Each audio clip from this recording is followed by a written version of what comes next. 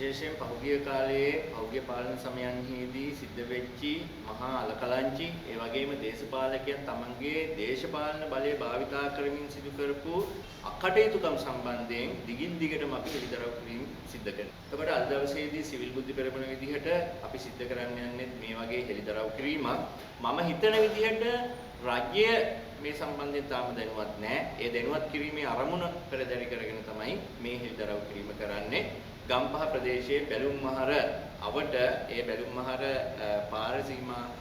පාර අයිනේ අන්නාසි කඩ තියෙනවා ඔබ දැකලා ඇති. එතකොට අන්නාසි කඩ මේ අන්නාසි කඩ කිහිපයක් රාජ්‍යයට අයිති කරගෙන රාජ්‍යයේ වියදමෙන් ගොඩනගලා තියෙනවා. හැබැයි දැන් කඩ භාවිතා කරනවා ඒ කඩවල හිමියන් 7-5ක්වත් රජයට ගෙවන්නේ නැහැ. මේක තමයි හෙළිදරව්ව. එතකොට මෙන්න මේ කතාව ආරම්භ වන්නේ 2014 ජූනි මාස 23 වෙනිදා නිකුත් කරපු අතිවිශේෂ ගැසට් පත්‍රයක් හරහා. මේ ගැසට් එක අංක 1868 ඇලයිරක් 4 කියන ගැසට් එක නිකුත් කරලා තියෙන්නේ 20/14/6/23 වෙනි දවසේ. එතකොට මේක පෙන්눔 කරලා තියෙන්නේ ගම්පහ දිස්ත්‍රික්කයේ ගම්පහ ප්‍රාදේශීය ලේකම් කොට්ටාසේ මැදපත්තුව සුළු කොට්ටාසේ බැලුම්මහර ගමේ කියලා ඔන්න ඒ පාරායිනේ තියෙන ඉඩම් කට්ටි වල විස්තර ටිකක් තියෙනවා. මේන්න මේ ඉඩම් කට්ටි ටික රජයට පවරා ගැනීම සඳහා නිකුත් කරන අතිවිශේෂ කැසට් පත්‍රයයි කියලා තියෙන්නේ. දැන් මේකේ කාරණාව හේතුව විදිහට දක්වලා තියෙන්නේ මහජන කටයුත්තක් සඳහා කියලා. අපි දැන් බලමු මොකද්ද මේ ක්‍රියාත්මක වෙච්ච මහජන කටයුත්ත. එතකොට මෙතන මේ වන විටත් අන්නාසි කඩ ටිකක් තිබිලා තියෙනවා. අන්නාසි වෙළඳාම සාර්ථකව කෙරිලා තියෙනවා. එතකොට මේ කාලේ හිටිය දේශපාලඥයා පරිසර ඇමති විදිහට කටයුතු කරපු අජිත් මාන්නප්පෙරුමගේ හෙන්චයියන්ට මේ අන්නාසි කඩ අත්පත් කර දීම උදෙසා ගහපු ප්ලෑන් එකක් තමයි මෙන්න මේ 1868 ඇලයිරක් 4 කියන ගැසට් පත්‍රය. මෙන්න මේ ගැසට් පත්‍රය හරහා මේ පාරායිනේ තිබිච්චි ඉඩම රජයට පවරාගෙන මේ ඉඩම ඇතුලේ අන්නාසිකඩ 16ක් හදනවා. අන්නාසිකඩ 16ක් හදලා ඒ ප්‍රදේශවාසීන් යයි හැඟවෙන්න අන්නාසිකඩ දෙකක් දෙනවා. ඉතුරු 14ම දෙන්නේ කාටද? අජිත් මාන්නප්පෙරුමගේ හිතවතුන්ට, අජිත් මාන්නප්පෙරුමගේ හෙන්චයියන්ට. දැන් මේ කඩ ටික දීලා 2014 ඉඳලා මේ වන විට වසර 12ක් ගෙවිලා තියෙනවා. මම අහන ප්‍රශ්නය තමයි මහජන කටයුත්තක් සඳහා කියලා ඉඩම් පවරගෙන රජයට තමන්ගේ දේශපාලන හෙන්චයියන්ගේ මනදොල සපුරා දෙන්න රජයේ වියදමින් අවම වියදම කෝටි 15ක් කරලා තියෙනවා මේ කඩ ටික එලි කරන්න, කඩ ටික හදන්න, ඒ වගේම මේ ඉඩම් පවරා ගැනීමට, ඒ සර්වේ වැඩ කටයුතු ඒ සිළු දේවල් සඳහා. ඊට පස්සේ තමන්ගේ හෙන්චයියන්ට දීලා මේ වන විට කොච්චර ආදායමක් රජය ලැබලා තියෙනවද? මම කිව්වොතින් 7-5ක ආදායමක් ලැබලා නැහැ කියලා ඔබ පුදුමයටපත් වේවි.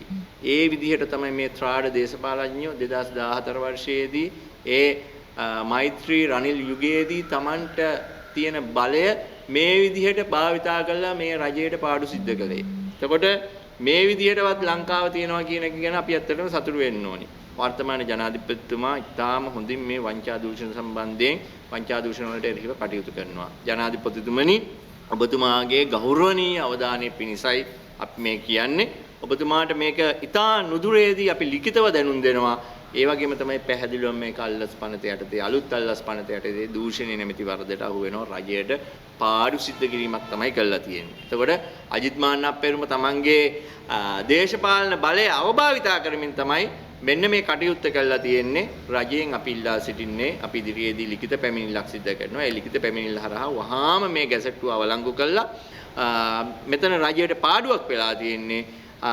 අවශ්‍ය නම් නැවත වතාවක් පෞද්ගලික අංශයට අවශ්‍ය නම් මිලදී ගැනීම සඳහා වෙනත් ක්‍රමවේදයක් හදන්න. ඒකට අපේ කිසි ගැටලුවක් නැහැ. ඒගොල්ලෝ වියදම් කළා තමන්ගේ මුදලින් කඩ ගන්නවට අපිට කිසි ප්‍රශ්නයක් නැහැ. හැබැයි මේ පෞද්ගලිකව ලාභ ලබන්නයි රජයෙන් ගෙවන්නයි එහෙම කොහෙවත් නීතියක් නැහැ. යාර සමෘද්ධි සහනාධාරය දෙනවා, සෞඛ්‍ය පහසුකම් නොමිලේ දෙනවා. ඒක වෙනම කතාවක්. රටේ සමස්ත පොදු මහ ජනතාවට ලැබෙන දෙයක් ඒක.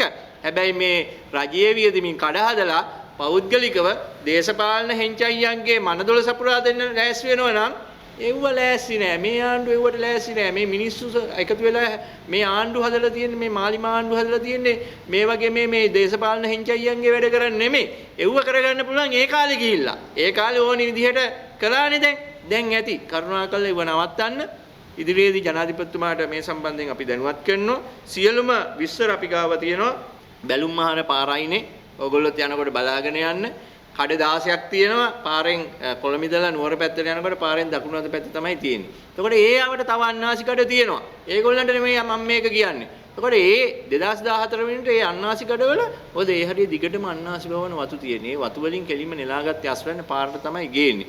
ඉහළ තාමත් ඉහළ අලවියක් තියෙනවා. එතකොට මේ අලවිය රුස්ස ගන්න බැරි වෙච්චි අර දේශපාලන හෙන්චයියෝ තව වෙනම කඩපේලියක් හදලා පාරෙන් දකුණු අත පැත්තේ වෙලකට ආසන්නව කඩපේලියක් හදාගෙන තියෙනවා. හැබැයි ඒක රජේ වුණාට සත පහක් ගෙවන්නේ නැහැ මේ වෙනකොට රජයට.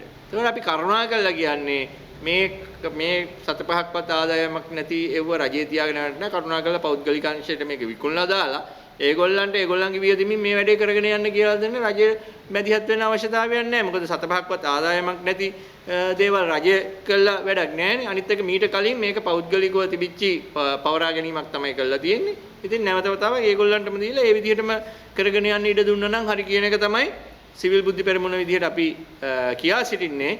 ඒ වගේම අල්ලස්සෝ දූෂණ විමර්ශන කොමිෂන් සභාවට දූෂණය නැමැති වර්ධ යටතේ මේක මේ චෝදනාව ගොනු කරන්නත් අපි බලාපොරොත්තු වෙනවා. එතකොට ඉතින් අජිත් මාන්න පෙරමුණට වගකීම ගන්න වෙනවා. මේකට කට උතර දෙන්න වෙයි. ඇයි මෙහෙම දෙයක් කළේ කියන එක සම්බන්ධයි. ස්තුතියි.